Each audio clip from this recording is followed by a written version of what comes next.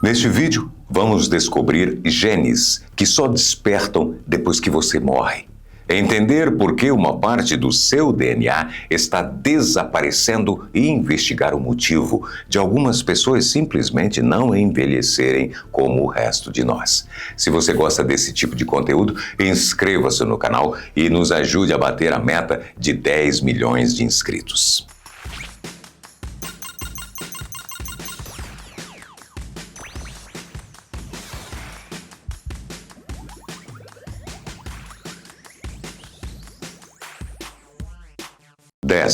O cromossomo que define o sexo masculino pode desaparecer? O cromossomo que define o sexo biológico masculino está encolhendo. E não é teoria da conspiração, é biologia observada há décadas. Todo ser humano carrega cromossomos, que são pequenos pacotes de informação genética. Mulheres possuem 2 cromossomos X, enquanto homens possuem um X e um Y. É justamente o Y que dá o comando para o embrião desenvolver características masculinas. O detalhe é que ele está perdendo tamanho. Há 150 milhões de anos, o X e o Y eram praticamente iguais. Com o passar do tempo evolutivo, o Y perdeu mais de 97% dos seus genes originais. De quase 1.000, sobraram cerca de 50. A geneticista australiana Jenny Graves explica isso de forma simples. A produção de espermatozoides exige muitas divisões celulares, aumentando a margem de erro na cópia do DNA. Além disso, enquanto outros cromossomos têm um par para corrigir falhas, como uma cópia de segurança, o Y está sozinho. Sem um parceiro, os erros não são consertados. No ritmo atual, pesquisadores calculam que o cromossomo Y pode sumir entre 4 e 11 milhões de anos. Parece muito, mas em uma escala evolutiva, isso é um piscar de olhos. Hoje, cerca de 40% dos homens com mais de 70 anos já apresentam ausência do Y em algumas células. Isso tem sido associado a problemas cardíacos e doenças degenerativas, mostrando que a função dele vai muito além de definir o sexo. Mas, se ele desaparecer de vez, a natureza costuma encontrar um caminho. O rato espinhoso japonês, por exemplo, já perdeu totalmente o cromossomo Y. A espécie apenas redistribuiu os genes essenciais para outros cromossomos e continuou produzindo machos e se reproduzindo normalmente. 9. Por que o sangue parece azul nas veias se ele é vermelho? Olhando para os pulsos, é fácil notar veias com tons azulados ou esverdeados, especialmente em pessoas de pele mais clara. Mas qualquer pequeno corte prova que o sangue é sempre vermelho. A cor das veias é puramente um efeito da interação entre a luz e a pele. O sangue humano varia apenas entre um tom vermelho vivo, quando está carregado de oxigênio saindo dos pulmões, e um vermelho mais escuro, quando já entregou o oxigênio e está retornando ao coração. Ele nunca fica azul. O que acontece é que a pele humana funciona como um filtro de luz. Quando a luz atinge o braço, as ondas de cor vermelha penetram mais fundo nos tecidos e são absorvidas pelas veias. Já as ondas de cor azul possuem um comprimento mais curto. Elas não conseguem penetrar tanto, rebatem na pele e refletem de volta para os nossos olhos. O sangue se mantém vermelho o tempo todo. É a física óptica enganando a nossa percepção. 8. O que acontece com os seus genes depois que você morre? Temos a intuição de que a morte funciona como um interruptor. O coração para e tudo se desliga na mesma hora. A realidade biológica é bem diferente. Pesquisadores da Universidade de Illinois analisaram o tecido cerebral humano horas após o óbito e notaram um comportamento inesperado. Enquanto os genes ligados à memória se degradavam rapidamente, um grupo específico aumentou a sua atividade exatamente quando o resto do corpo estava parando. Os cientistas os apelidaram de genes zumbis. Eles estão ligados às células gliais, que formam a equipe de limpeza e manutenção do nosso sistema nervoso. Quando o cérebro sofre uma lesão, essas células tentam consertar o estrago. Como a morte é o maior dano possível, elas reagem fazendo o que foram programadas para fazer: vão trabalhar. O pico dessa atividade chega a ocorrer 12 horas após o falecimento. Outros estudos encontraram centenas de genes despertando dias após a morte em camundongos. Alguns tentavam reativar o sistema imunológico, enquanto outros eram responsáveis pela formação de embriões, como se as condições de um corpo sem vida ativassem códigos primordiais de desenvolvimento. A morte não é um evento instantâneo, mas um processo em etapas, com partes do corpo lutando para operar muito depois do último batimento cardíaco. 7.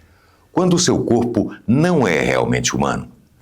Se fosse possível contar cada célula do seu corpo individualmente, o resultado seria intrigante.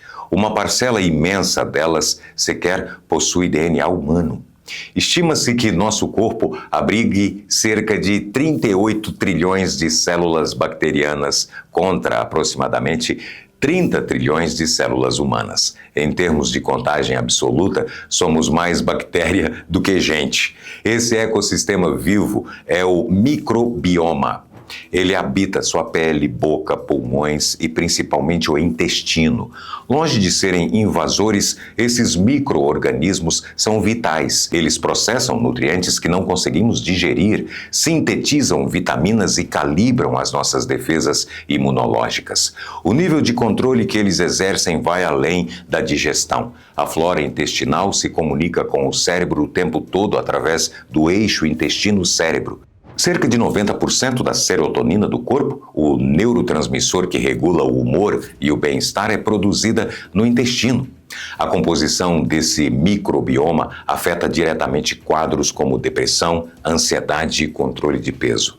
Enquanto o genoma humano carrega cerca de 20 mil genes, a soma dos micro-organismos que viajam com você ultrapassa os 2 milhões. Biologicamente falando, você não é apenas um indivíduo, mas uma grande comunidade caminhante.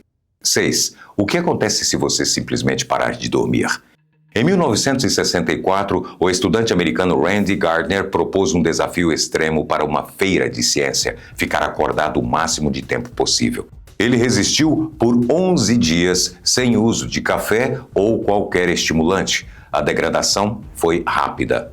Nos 2 primeiros dias, ele conseguiu se manter produtivo. No terceiro, perdeu a capacidade de concentração. No quarto, começaram as alucinações. Ao chegar no 7º dia, Gardner já apresentava tremores, fala arrastada e falhas graves de memória. Quando finalmente dormiu, apagou por 14 horas seguidas. Apesar de se recuperar, relatou problemas crônicos de insônia nas décadas seguintes, atribuindo-os aos danos daquele experimento. A privação de sono cobra um preço biológico alto. Após 24 horas acordado, o cérebro opera com um déficit semelhante a estar alcoolizado acima do limite legal. Com 48 horas, o corpo sofre os chamados microssonos, apagões involuntários do sistema nervoso. Após 72 horas, alucinações se tornam frequentes. Há ainda uma condição genética letal chamada insônia familiar fatal. Ela destrói progressivamente a região cerebral que controla o sono, impedindo a pessoa de dormir. O quadro avança de forma irreversível e costuma ser fatal em até 18 meses. O sono não é inatividade, é manutenção. Durante as fases mais profundas, o cérebro aciona um sistema que faz a lavagem e a eliminação de toxinas geradas durante o dia. Uma delas é a proteína beta-amiloide, associada ao desenvolvimento da doença de Alzheimer. Sem tempo de sono, o resíduo biológico se acumula, destruindo a capacidade cognitiva. 5. O seu DNA pode mudar ao longo da vida sem você saber. A ideia de que você nasce e morre exatamente com o mesmo código genético não é totalmente precisa. A cada divisão celular, o seu genoma precisa copiar bilhões de letras genéticas e durante esse trabalho massivo, erros acontecem. Envelhecer significa acumular mutações. O DNA das suas células aos 60 anos carrega pequenas falhas em comparação ao código de quando você nasceu. É esse acúmulo de falhas ao longo do tempo que aumenta o risco de células se multiplicarem fora de controle, formando tumores. Além dos erros de cópia, existe uma camada de edição dinâmica chamada epigenética. Imagine que o seu DNA é um longo manual de instruções. Epigenética atua colocando marcadores nas páginas para ditar quais capítulos devem ser lidos e quais devem ser pulados. Fatores como alimentação, níveis de estresse, traumas e exercícios físicos alteram quimicamente esses marcadores, ativando ou silenciando os genes ao longo dos anos. Gêmeos idênticos mostram isso claramente. Eles nascem com um perfil epigenético quase idêntico. No entanto, à medida que vivem ambientes diferentes, os marcadores mudam, fazendo com que um irmão possa desenvolver uma condição de saúde que o outro nunca terá. O código básico pode ser o mesmo, mas a forma como ele é lido muda constantemente. 4. Por que algumas pessoas simplesmente não envelhecem como outras? Uma fração muito pequena da humanidade consegue chegar aos 100 anos mantendo uma independência física notável, sem doenças graves e sem nenhuma grande receita de vida que justifique isso. Essa minoria, os centenários, representam menos de 0,01% da população global. Ao estudar o histórico dessas pessoas, os cientistas esbarram em um fato curioso. Não existe um padrão de comportamento. Enquanto algumas tiveram vidas calmas e dietas perfeitas, outras contrariam todas as regras médicas. Jeanne Calment, a francesa, que detém o recorde oficial de longevidade com 122 anos, fumou durante boa parte da vida e tinha o hábito de comer chocolate regularmente. Copiar a rotina dos centenários não é garantia de chegar lá. A resposta está na biologia. O organismo dessas pessoas possui mecanismos genéticos de alta durabilidade, capazes de proteger o corpo contra a inflamação crônica, que é um dos grandes motores do envelhecimento. Esses indivíduos também apresentam telômeros mais preservados. Os telômeros protegem as pontas do DNA durante a divisão celular. Na maioria das pessoas, eles encurtam rápido com a idade. Nos centenários, esse desgaste ocorre em um ritmo lento. O relógio celular deles corre em uma velocidade própria. É uma loteria biológica que prova que viver mais de um século depende muito mais de uma blindagem orgânica invisível do que apenas um estilo de vida. 3. Por qual motivo os dedos enrugam na água?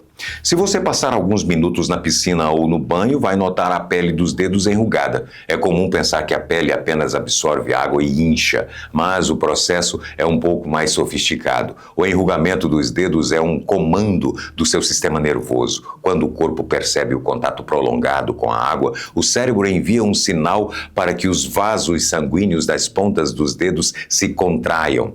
Com menos fluxo na região, o volume interno diminui, a pele perde sustentação e se dobra, formando as rugas. A prova de que é uma resposta neurológica é que essas pessoas com lesões nos nervos das mãos não apresentam essa reação na água. A hipótese científica mais aceita aponta para uma adaptação evolutiva de aderência. As rugas funcionam como sulcos de um pneu na pista molhada, canalizando a água para fora e garantindo uma pegada mais firme. O que parece ser apenas um incômodo no banho demorado é o corpo humano se reconfigurando para ganhar tração no ambiente. 2. Por que você não consegue fazer cócegas em si mesmo? Se você tentar fazer cócegas em si mesmo, passando a mão nas costelas ou na sola do pé, não vai sentir muita coisa não, viu? Mas se outra pessoa fizer exatamente o mesmo toque, no mesmo lugar, a reação de riso e o espasmo é quase que tipo imediata. A explicação neurológica para isso fica no cerebelo, a área que coordena os nossos movimentos. Quando você inicia o toque, o cerebelo prevê exatamente onde e quando a mão vai encostar. Ele envia um alerta ao cérebro informando que aquele estímulo foi gerado por você mesmo, cancelando a resposta de alerta. Quando o toque vem de fora, não há como prever a intensidade ou o momento exato. O cérebro interpreta o estímulo inesperado como uma possível invasão do seu espaço e aciona um reflexo de defesa, resultando na contração muscular e na risada nervosa. Na evolução, as cócegas funcionam como um treinamento de proteção para áreas mais vulneráveis do corpo. A ciência já conseguiu contornar isso criando braços robóticos operados pelo próprio indivíduo. O sistema insere um pequeno atraso entre o comando manual e o toque do robô. Essa leve falta de sincronia quebra a previsão do cérebro e faz a pessoa sentir cócegas de si mesma. Número 1. Existe um animal que pode viver para sempre? Tecnicamente, existe um ser vivo no planeta capaz de driblar a morte natural. Não é uma criatura abissal gigante, mas uma água-viva menor que a unha do seu dedo mindinho. A Turritopsis dornii, apelidada de água-viva imortal, mede no máximo 4,5 milímetros.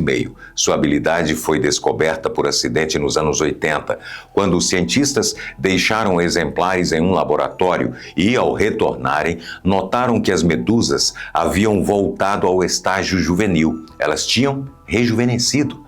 Diante de situações de estresse extremo, como fome, doenças ou velhice, esse animal não morre. Ele encolhe sobre si mesmo, perde os tentáculos, fixa-se no fundo do mar e reverte para a fase de pólipo, o estágio inicial da sua vida. A partir desse pólipo, novas águas-vivas brotam geneticamente idênticas à original. É como se o corpo tivesse um botão de reiniciar. Ela não é invencível e pode ser devorada por predadores, mas a velhice em si não é uma sentença definitiva.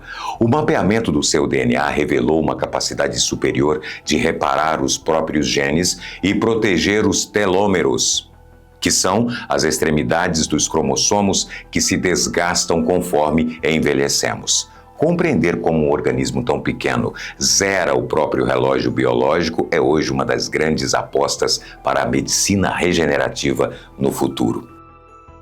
Olha, se você gostou desse conteúdo, inscreva-se no canal e ative o sino de notificações para não perder os próximos vídeos. Para quem quer ir além, temos o Clube de Membros, a comunidade mais curiosa do nosso Brasilzinho. Ao participar, você apoia a nossa pesquisa, ganha acesso aos bastidores e tem o seu nome destacado na tela, com planos a partir de R$ 3,99. Olha, se fizer sentido para você, o botão está logo aqui embaixo, viu? Clique agora no vídeo que está aparecendo aí na tela para continuar assistindo. Eu sou o Buco, este é o Top 10 e até o próximo vídeo. Se você gosta de vídeo, tem um tantão aqui no canal.